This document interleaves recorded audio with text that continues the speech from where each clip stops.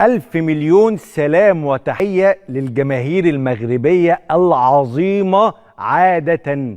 الجماهير المغربية ومساندتهم النهاردة للنادي الأهلي، إيه الجمال والحلاوة والعظمة دي؟ إحنا قاعدين بنتفرج على المباراة على الشاشة وسامعين صوتهم وسامعين تشجيعهم وسامعين حماسهم من القلب للقلب، من القلب للقلب. المغرب والمنتخب المغربي حطيناه فوق الراس في كأس العالم، وهو شرفنا ورفع راسنا للسماء في كأس العالم. اليوم الجماهير المغربية تساند الأهلي المصري بنفس الروح ونفس الحماس، ودي عادة الجماهير المغربية. كان لسه محمود يتحدث عن لقاء كان بيني وبينه في كأس العالم للأندية 2013، وشفنا بعنينا الجماهير المغربية وهي تساند النادي الأهلي. تساند النادي الأهلي مرة وتساند فريقها في 2013 الرجاء مرة. اليوم تساند النادي الأهلي مرة وتساند الوداد فريقها مرة أخرى في هذه البطولة. جماهير عظيمة، جماهير ذواقة، جماهير بتحبنا وإحنا بنحبهم جدا. النهاردة الاستاد مليان طبعا بالجماهير المغربية وبعض من الجماهير المصرية وجماهير النادي الأهلي، بس الاستاد مليان بالجماهير المغربية. الصوت اللي كان طالع النهاردة وحضراتكم سامعينه بهتاف للنادي الأهلي ده كان الجماهير المغربية. تحية من القلب، من القلب، دائما وأبدا، دائما وأبدا. عمرهم ما خذلونا في أي بطولة أو أي حدث، عمرهم ما خذلونا الجماهير المغربية.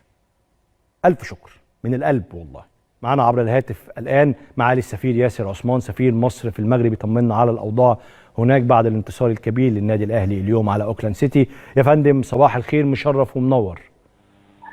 صباح الخير يا فندم، ازي حضرتك؟ اهلا بيك والف مبروك عشان النادي الاهلي. الله يبارك فيك وكل الناس وانا اقول لك حاجه في الكواليس، كل الناس اللي موجوده دلوقتي في المغرب سواء جماهير او اعلاميين او حتى بعثه النادي الاهلي دائما تتحدث عن المساعده والمعاونه دائما اللي حضرتك بتقدمها.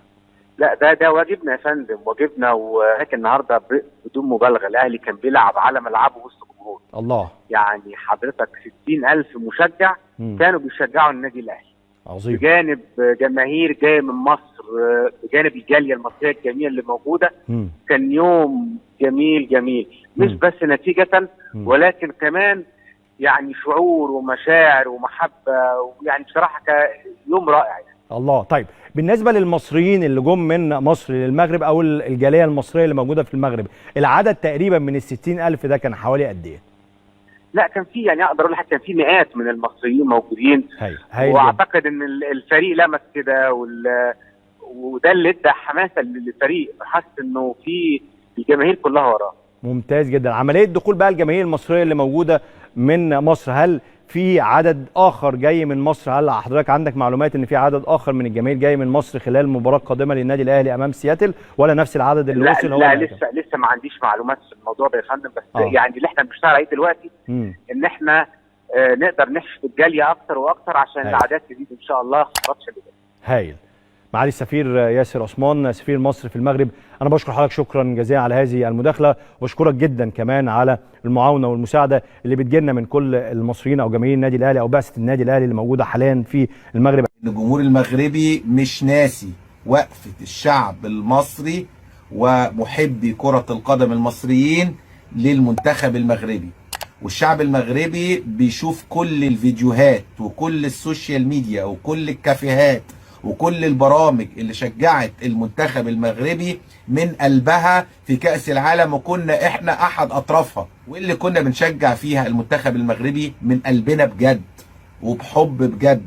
وبالتالي الجمهور المغربي ال50,000 هتلاقيهم بنسبة كبيرة جدا لا يقل عن 45,000 مشجع، غير طبعا الجمهور الاهلي اللي هيكون حاضر في هذا اللقاء او بعض الجاليات اللي موجودة اللي بتسافر عشان تحضر مباريات كأس العالم هتشجع النادي الاهلي. اعتقد الجمهور المغربي بنسبه كبيره جدا هتلاقيه بيشجع النادي الاهلي داخل الملعب، وده اللي هيسهل نوعا ما مهمه النادي الاهلي امام اوكلاند السيتي. سفير مصر في المغرب قال نفاذ تذاكر الاهلي واوكلاند سيتي. اكد ياسر عثمان السفير المصري في المغرب عن نفاذ جميع تذاكر مباراه الاهلي امام فريق اوكلاند سيتي، وقال ياسر عثمان السفير المصري نفذ التذاكر جميع تذاكر مباراة الأهلي حيث يتسع ملعب المباراة إلى 50,000 متفرج. فحد هو بيسمعني كده يقول لي يعني إزاي يعني مباراة بتسع ل 50,000 متفرج بيلعب فيها الأهلي مع أوكلاند سيتي في المغرب، إزاي يعني 50,000؟ ده لو في مصر الأهلي بيلعب مع أوكلاند سيتي هتشكك إن الماتش يبقى فيه 50,000 يعني، لأن أوكلاند سيتي يعني والأهلي. تخيلوا بقى المباراة في المغرب. وأنا قلت لكم من فترة الجمهور المغربي هيشجع النادي الأهلي بجنون.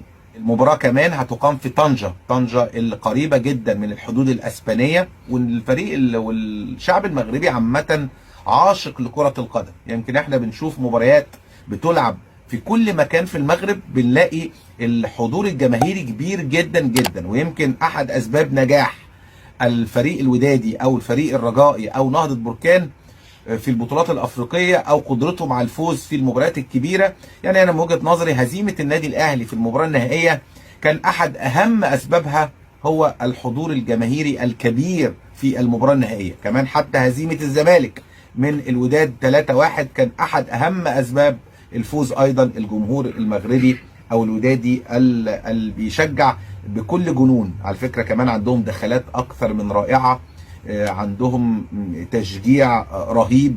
انا شفت كمان وحضرت في كأس العالم الشعب المغربي وهو بيشجع المنتخب المغربي في الملعب في قطر، لا محبين جدا لكرة القدم. وده اللي انا بقوله، ان النادي الاهلي مش هيحس انه بيلعب خارج ملعبه طوال البطولة، لانه لن يتقابل مع الوداد المغربي ابدا الا في حالة واحدة فقط، وهي وصول الفريقين الى المباراة النهائية.